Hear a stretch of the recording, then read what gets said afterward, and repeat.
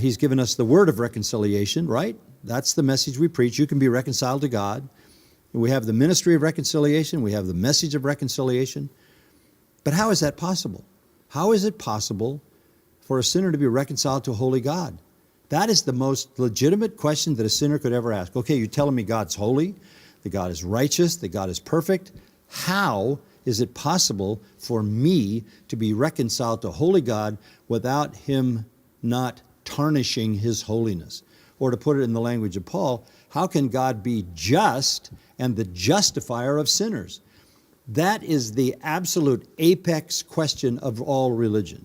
The primary question that religion attempts to answer is, how can I go from being God's enemy to being His friend? How can I make peace with God, whatever God that religion espouses?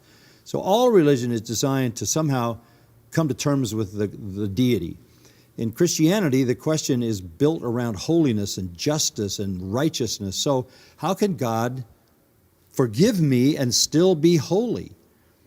And the only thing that answers that question is penal substitution. Because penal substitution says, God is so holy, every sin will be punished. Every single sin in the life of every Christian believer through all of human history will be punished, was punished. All sin must be punished. Either the sinner will bear that punishment eternally or Christ took that punishment on the cross.